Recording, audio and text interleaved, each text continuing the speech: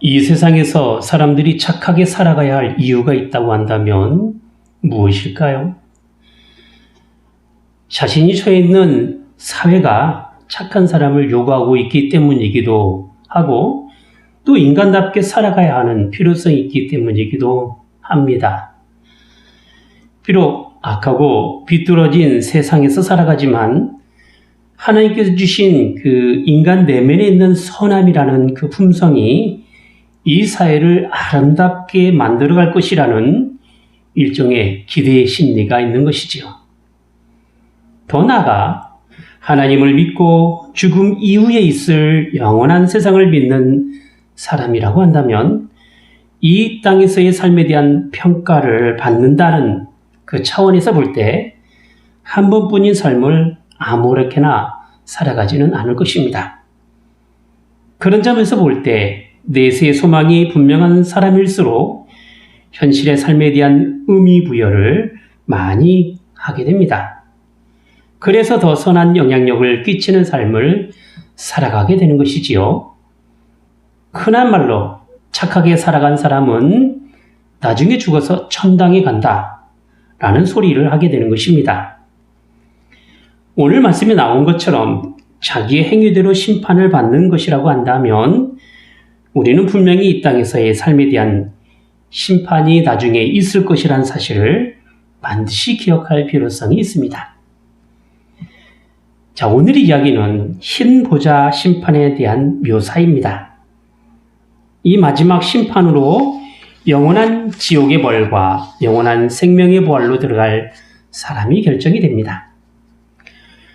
지금까지 있었던 여러 가지 환난과 재앙 그리고 사단과의 전쟁을 통하여서 나타난 결론이 이제 마지막 심판으로 끝이 나게 되는 것입니다.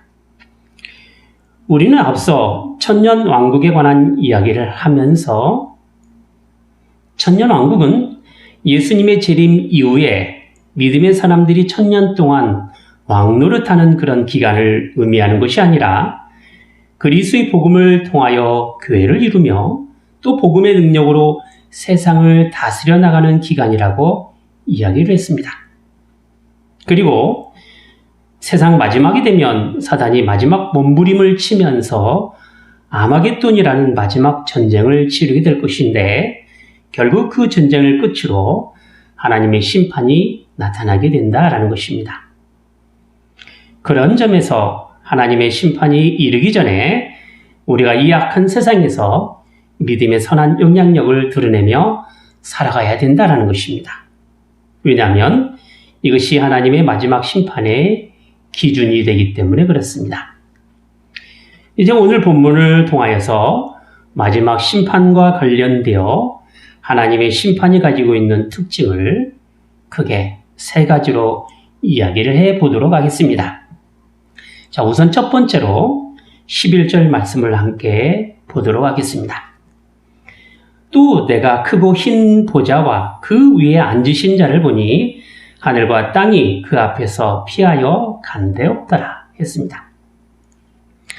하나님의 심판이 가지고 있는 가장 큰 특징은 기존에 있었던 모든 것들이 사라진다라는 것입니다. 오늘 본문에 땅과 하늘이 피하여 간데없다 라고 말한 것은 기존에 있었던 모든 형태나 질서와 같은 것들이 흔적도 없이 사라짐을 의미하고 있습니다. 하나님께서 심판하시는 주된 이유가 무엇입니까? 그것은 죄로 인하여 변하고 왜곡되고 잘못된 것으로부터의 심판입니다. 하나님을 배신하여 하나님으로부터 떨어져 나간 그 사단으로 인하여 타락한 이 세상이 바로 하나님께서 심판하시는 대상이 되는 것입니다. 사단에 붙어서 온갖 사악한 짓을 저지르는 못된 자들이 심판의 대상인데 요한계시록에서는 짐승, 거짓 선지자, 그리고 귀신의 처소인 큰 성 바벨론, 각종 음행을 일삼는 음녀와 세상 임금으로 표현하고 있습니다. 그런데 이런 못된 자들이 하나님의 심판을 받아 없어지게 된다라는 것입니다. 사단의 꼬임으로 인하여 죄가 들어온 이 세상은 그 죄로 인하여 하나님께서 원래 창조하신 목적에 맞지 않는 상태가 되어버리고 말았습니다. 그 중에 가장 큰 것은 죽을 수밖에 없는 유한한 존재가 된다라는 것이고, 고통과 저주와 수고 가운데 있어야 한다라는 것입니다. 우리가 이 세상에 살아가면서 느끼는 여러 가지 어려움은 죄로 말미암아 나타난 결과들입니다. 물론 세상이 점점 발전해 나가면서 과학 문명에 따른 편리함과 그리고 여러 가지 생활에서 얻을 수 있는 유익은 좀 더 이 세상을 즐기고 살아갈 수 있는 하나의 방편이 됩니다. 먹고 살아가는 것뿐만 아니라 경제, 사회, 문화의 전 영역에서 인간이 할 수 있는 분야는 이 지구상의 최종 소비자가 되는 것이며 만물의 영장으로 살아가는 것에 있습니다. 하지만 여전히 인간은 하나님 앞에 유한한 존재이며 죄로 말미암아 나타나는 더러운 생각과 행동뿐입니다. 오죽했으면 예수님께서 이렇게 말씀하지 않습니까? 사람에게서 나오는 그것이 사람을 더럽게 하느니라. 하나님께서 처음 인간에게 내린 심판이 무엇이었습니까? 바로 노아의 홍수 심판 아닙니까? 왜 하나님께서 홍수로 인간을 심판하시겠다라고 하셨습니까? 그것은 창세기 6장 5절과 6절에 보면 여호와께서 사람의 죄악이 세상에 관연한가 그 마음의 생각의 모든 계획이 항상 악할 뿐임을 보시고 땅 위에 사람 지으셨음을 한탄하사 마음에 근심하셨다 라고 했습니다. 결국 하나님의 심판은 이 땅의 죄악이 많아짐과 세상의 모든 생각과 계획이 항상 악하다라는 사실로 인한 것이었습니다. 이러한 기본적인 악함은 이 세상이 끝나기 전까지는 계속 진행될 것이고 계속 변질이 되어 갈 것입니다. 요즘 코로나19 바이러스로 인한 팬데믹 현상에서 바이러스 변이가 일어나 고통이 가중되어 있는데 죄라는 것도 역시 이 세상에서 여러 가지 변이로 사람들 앞에 나타나게 된다는 것입니다. 때로는 종교로, 때로는 착함으로, 때로는 진실인 것처럼 포장해서 나타나는 것입니다. 그래서 데살로니가전서 5장 22절에 보면 악은 모든 모양이라도 버리라 라고 말씀하셨던 것입니다. 죄의 삭은 사망이라고 했습니다. 죄 가운데 있는 모든 인간은 그래서 다 죽을 수밖에 없는 존재인 것입니다. 사실 죽음은 하나님의 창조하신 뜻에 맞지 않습니다. 왜냐하면 하나님께서 인간을 만드시고 에덴 동산에서 영원히 함께 살아가기를 원하셨기 때문입니다. 최초에 하나님께서 아담과 하와를 만드시고 그들과 함께 에덴 동산에서 땅의 모든 것을 다스릴 수 있도록 하신 그것은 하나님의 뜻입니다. 그런데 아담과 하와가 에덴 동산에서 쫓겨난 것은 죄의 결과로 영원히 살 수 없는 것이요 또 하나님의 뜻에 반하게 되는 것입니다. 그러므로 죽음은 하나님께서 죄의 결과로 인간에게 내리신 형벌입니다. 죄가 다스려지는 이 세상의 모든 질서는 아직 공중권세 잡은 사단 마귀의 세계입니다. 그러므로 그들의 세계로부터 구원을 받는 것은 그들이 만들어 놓은 악한 질서가 사라지는 것에 있는 것입니다. 곧 죽음과 고통의 저주에서 벗어나는 것이 하나님의 구원이 되는 것입니다. 두 번째로 하나님의 심판이 가지고 있는 특징은 자기 행위를 따라 심판을 받는다라는 것입니다. 12절 말씀을 보도록 하겠습니다. 또 내가 보니 죽은 자들이 물론 대수하고 그 보좌 앞에 섰는데 책들이 펴있고 또 다른 책이 펴졌으니 곧 생명책이라. 죽은 자들이 자기 행위를 따라 책들에 기록된 대로 심판을 받으니 했습니다. 하나님께서 내리실 최종적인 심판에는 생명책에 기록된 대로 하게 될 것입니다. 그리고 그 생명책이란 어린 양의 생명책으로 부를 수 있는데, 생명책에는 창세 이후로 어린 양이신 예수 그리스도로 인하여 믿음 안에서 살아온 성도들의 이름이 기록되어 있습니다. 그러므로 생명책에 기록된 사람은 그리스도 안에서 이미 택함을 입은 사람들이고 새 생명을 얻은 사람들입니다. 생명책에 기록된 사람들은 마지막 심판 때 어린 양의 의로 인하여 최종적으로 의롭다 인정받은 사람이 됩니다. 그들은 악한 이 세상의 질서에 따라 살아온 사람들이 아니라 믿음 안에서 살아온 사람들입니다. 하지만 죄를 짓고 악하게 살아온 사람들도 있습니다. 그들은 생명책에 자신의 이름이 없기 때문에 자기 행위에 따라 기록된 대로 심판을 받는 사람이 됩니다. 그들의 행위란 과연 무엇이겠습니까? 바로 이 땅에서 지은 죄의 모든 것들입니다. 하나님을 믿는 믿음 안에 살지 않고 자기 자신의 의를 내세우며 살아왔던 삶입니다. 사단의 유혹에 빠져 하나님의 일을 회방하며 거짓에 속하며 사단의 권세에 굴복하며 그들에게 절하며 우상 숭배하며 살아왔던 사람입니다. 평생 누릴 것만 같았던 그 사악한 권세를 힘입어 살아왔던 그 사람들이 자기 행위에 따라 심판을 받게 되는 것입니다. 그러므로 자기 행위란 인간의 무슨 행위에 따라 심판의 기준으로 삼아서 착하게 살았으면 의의 심판으로, 악하게 살았으면 사망의 심판으로 내리시겠다라는 그 의미보다는 멸망받아 마땅한 하나님의 의로운 심판의 기준을 의미한다, 이렇게 말할 수 있을 것입니다. 전도서 12장 14절을 보면 하나님은 그 모든 행위와 모든 은밀한 일을 선악간에 심판하시리라, 이렇게 말씀하시면서 선과 악에 대한 기준을 행위와 일로 판단하는 것처럼 말씀하셨습니다. 물론 하나님께서는 이 세상에 살아가는 삶의 기준에 따라 선악을 판단하십니다. 그래서 율법을 정하시고 그 율법에 따라 살아갈 것을 요구하신 것입니다. 성경은 우리에게 율법을 요구하고 있으며 우리 또한 시민법적인 원리에 따른 율법을 준행하며 살아가야 합니다. 하지만 하나님께서 율법을 인간들에게 내신 것은 단순히 율법대로 살아가야만 구원을 받을 수 있다라는 그 전제로 주신 것이 아닙니다.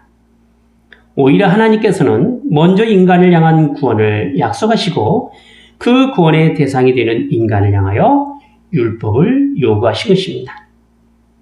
따라서 하나님의 구원은 우리 행위 이전에 주신 약속이고 하나님께서 인간을 사랑하신 그 사랑을 근거로 구원을 주시는 것입니다. 그런 점에서 하나님의 구원에 따른 부르심과 택하심은 전적인 하나님의 은혜요, 우리를 사랑하신 그 사랑의 일하심의 결과인 것입니다. 구원은 그런 하나님의 은혜와 사랑을 믿는 믿음으로 확인되는 것이지 내 열심과 수고와 있음으로 구원이 얻어지는 것이 아니라는 것입니다. 정확하게 말한다면 하나님의 은혜와 사랑으로 인하여 구원을 받은 우리의 삶이 하나님께 향한 열심으로 나타나고 수고와 애씀으로 나타나는 것입니다. 결코 우리의 행위가 구원에 영향을 미칠 수 없고 오히려 우리가 하나님으로부터 받은 그 구원의 선물이 우리의 삶에 선한 영향력을 끼치게 하는 것입니다. 따라서 본문에 기록된 각 사람의 행위대로 판단하시는 그 하나님의 심판에는 생명책에 이름이 기록된 의인을 향한 구원과 그리고 악인을 심판하시는 하나님의 공정한 심판의 관용적인 표현이라고 말할 수 있을 것입니다. 자, 세 번째로 하나님의 심판이 가지고 있는 특징은 모든 죽은 자가 살아나 하나님의 심판을 받게 된다라는 것입니다. 13절과 14절 말씀을 보겠습니다. 바다가 그 가운데서 죽은 자들을 내어주고 또 사망과 음부도 그 가운데서 죽은 자들을 내어주매 각 사람이 자기의 행위대로 심판을 받고 사망과 음부도 불못에 던지우니 이것은 둘째 사망 곧 불못이라 했습니다. 하나님의 공정한 심판을 받기 위하여 반드시 일어날 일들이 무엇이냐면 그동안 죽었던 모든 사람이 다시 살아난다라는 것입니다. 죽은 자들은 믿는 사람이든 믿지 않는 사람이든 하나님의 심판을 받기 위하여 다시 살아나 심판대 앞에 서게 됩니다. 이것을 본문에서는 바다가 죽은 자를 내어준다 라고 표현하였고 사망과 음부도 죽은 자를 내어준다 라고 표현하고 있는 것입니다. 하나님의 심판 때에는 사망과 음부가 더 이상 사람에게 권세를 행할 수가 없게 됩니다. 이것은 이 세상의 모든 사람이 하나님의 심판을 받아야 하기 때문에 그렇습니다. 왜 다시 살아나 하나님의 심판을 받아야 하느냐? 라고 말한다면 모든 사람이 하나님의 의로우신 심판의 대상이 되기 때문에 그렇습니다. 성경에서는 하나님의 심판을 받기 위하여 모든 사람이 다시 살아나는 것을 마지막에 있을 모든 사람의 부활이라고 표현하고 있습니다. 그래서 생명책에 이름이 기록된 사람은 생명의 부활로 나타나 영원한 하나님 나라로 들어가게 되고 생명책에 이름이 기록되어 있지 않는 사람은 자기 행위에 따라 지옥이라는 불못에 빠지게 되는 것입니다. 성경은 이것을 둘째 사망이라고 표현하고 있습니다. 어떤 사람은 마지막에 있을 부활을 실제적인 부활이 아닌 영적인 부활로 이야기를 합니다. 그래서 신령한 부활로 이야기를 하면서 육체의 부활을 인정하려 들지 않습니다. 하지만 성경은 우리에게 육체의 부활을 말씀하시면서 예수 그리스도의 부활을 그 증거로 삼았습니다. 고린도전서 15장 12절 말씀을 보면 그리스도께서 죽은 자 가운데서 다시 살아나셨다 전파되었거늘 너희 중에서 어떤 이들은 어찌하여 죽은 자 가운데서 부활이 없다 하느냐? 만일 죽은 자의 부활이 없으면 그리스도도 다시 살지 못하였으리라 하셨던 것입니다. 생명을 얻을 사람과 또 불못에 던지울 사람을 가리기 위한 그 하나님의 심판은 다시 살아난 부활의 몸으로 받게 됩니다. 물론 그 부활의 몸은 예전에 썩어질 몸이 아닙니다. 영원히 썩지 않을 몸으로 부활하게 됩니다. 하지만 부활의 몸이라고 해서 다 같은 몸이 아닙니다. 그 썩지 않을 몸이라는 것이 하나님의 심판에 따라 그 받을 영광이 다르게 된다는 것입니다. 생명의 부활로 얻은 영광은 하나님 나라 안에서 영원토록 복된 삶을 누리는 것이 있습니다. 하지만 지옥의 형벌로 받을 몸은 영원히 괴로움 가운데서 고통받게 될 것입니다. 마지막 때에 다 같이 부활하지만 영광이 다르고 처지가 다르고 그 결과가 다른 것입니다. 이것은 하나님의 심판에 따라 결정이 되는데 믿음으로 살아간 사람들에게 향한 구원과 또 믿지 않는 사람들에게 향한 멸망이 바로 그것입니다. 그런 점에서 우리가 믿음으로 살아야 될 분명한 이유가 된다라고 하는 것은 하나님의 구원이 이 세상 마지막 심판 때에 분명하게 이루어지기 때문에 그렇습니다. 이 세상에 많은 사람은 자신의 착함이나 또 의로운 행위로 이름을 드러내며 또 그것을 자랑으로 삼고 살아갑니다.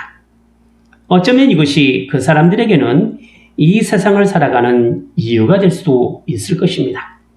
물론 자신의 선한 양심의 가책을 받지 않기 위하여 부단히 세상이 요구하는 선함의 기준에 따라 노력하며 살아가는 사람도 있을 것입니다. 하지만 그것이 자기 자랑을 위한 삶이든 아니면 선한 노력에 따라 삶을 기울이며 살아가는 삶이든 간에 하나님 앞에서 심판받을 때에는 자기의 행위에 따라 심판을 받게 된다라는 것입니다. 문제는요, 우리가 하나님 앞에 나갈 때 어떤 누구라도 이 세상에서 완전하게 구원받을 만한 삶을 살아왔노라고 자부할 사람이 없다라는 것입니다. 모든 인간은 하나님 앞에 다 죄인입니다. 죄로 말미암아 죽을 인생이라는 것이죠. 이것이 착하게 살아왔던 선한 양심에 따라 살아왔든지 간에 죄의 영향력 아래 살아온 인생임을 부인할 수 없다라는 것입니다. 죄의 결과가 무엇입니까? 바로 사망입니다. 이것은 단지 육체의 죽음뿐만이 아니라 선악간에 심판하시는 하나님의 심판에서 결코 자신의 행위가 의로울 수 없다라는 것을 아는 것에 있는 것입니다. 하나님께서 요구하시는 선은 100%입니다. 99.999%도 아닙니다. 웨스트민스터 소리의 문답에 보면 죄에 대하여 이렇게 답을 내리고 있습니다. 죄란 하나님의 법을 순종함에 부족한 것이나 혹은 어기는 것이다 라고 했습니다. 죄는 하나님께서 요구하시는 선함이라는 기준으로 볼 때 어기는 것뿐만 아니라 그의 부족한 모든 것을 다 포함하는 것입니다. 그래서 죄는 하나님께서 요구하시는 선함이라는 기준의 관역에서 벗어난 것이 되는 것입니다. 그래서 율법의 모든 요구를 인간은 다 이룰 수 없는 것입니다. 우리가 성경에 기록된 하나님의 말씀을 다 지킬 수 있습니까? 아니, 10계명이라도 다 지킬 수 있습니까? 아닙니다. 우리는 하나님의 계명을 다 지키며 살아갈 수 없는 존재들입니다. 흉내를 낼 수 있을지는 몰라도 하나님께서 내신 그 율법의 정신에 따라 살아갈 수도 없는 인간이라는 것입니다. 그래서 모든 인간은 자신의 행위에 따라 심판을 받아 마땅한 사람이 되는 것입니다. 하지만 하나님의 은혜란 이렇게 율법으로는 죽을 인생이요 하나님의 심판에 따라 자기 행위로 지옥에 떨어질 인생임에도 불구하고 구원해 주시는 것에 있는 것입니다. 로마서 3장 20절부터 24절 말씀을 함께 보도록 하겠습니다. 그러므로 율법의 행위로 그의 앞에 의롭다 하심을 얻을 육체가 없나니 율법으로는 죄를 깨달음이니라. 이제는 율법 외에 하나님의 한 의의가 나타났으니 율법과 선지자들에게 증거를 받은 것이라. 곧 예수 그리스도를 믿는 믿음으로 말미암아 모든 믿는 자에게 미치는 하나님의 의인이 차별이 없느니라. 모든 사람이 죄를 범하였음에 하나님의 영광에 이르지 못하더니 그리스도 예수 안에 있는 구속으로 말미암아 하나님의 은혜로 값없이 의롭다 하심을 얻은 자 되었느니라. 우리 의로움이 어디에 있다라고 말씀하고 계십니까? 율법이라고 했습니까? 자신의 착함이나 의로움이라고 했습니까? 아닙니다. 이 세상의 어떤 법으로도 하나님 앞에 의롭다 할 만한 육체가 없다라는 것이죠. 그래서 하나님께서는 율법 외에 다른 의를 우리에게 주신 것입니다. 그것이 바로 예수 그리스도를 믿는 믿음의 의가 되는 것이죠. 우리가 이 땅에 살아가면서 선한 삶을 살아가는 이유가 있다고 한다면 지금 이후에 있을 하나님 나라를 소망하기 때문입니다. 물론 이것이 우리의 착한 행실을 기준으로 하나님 나라에 들어가는 것을 의미하지는 않습니다. 우리의 선한 삶이란 예수 그리스도를 믿는 믿음으로 얻은 그 구원이 하나님의 은혜 가운데서 삶의 선한 영향력을 나타나는 것에 있는 것입니다.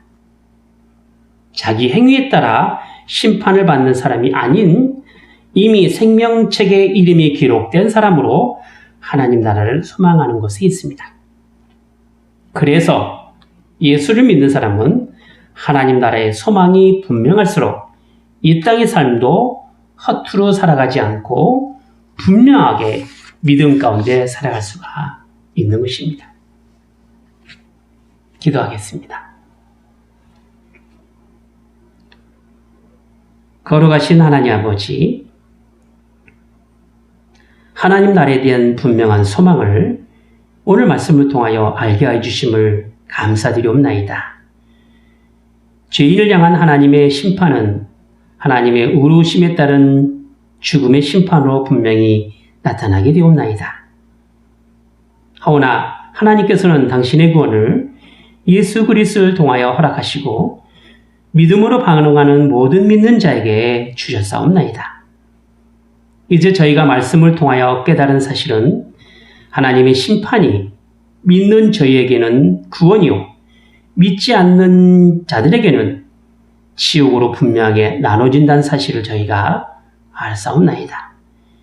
이는 선악간에 심판하시는 하나님의 심판이 생명책에 기록되어 구원받는 우리에게 간 하나님의 은혜가 되고 또 자신의 행위에 따라 심판을 받는 이 세상의 악한 자들을 향한 멸망이라는 분명한 사실을 저희가 아는 것에 있사옵나이다.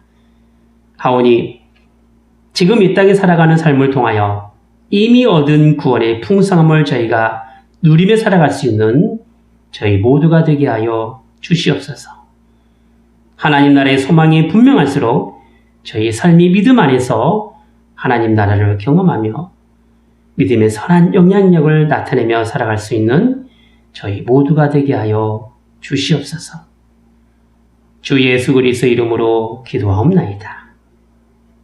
아멘.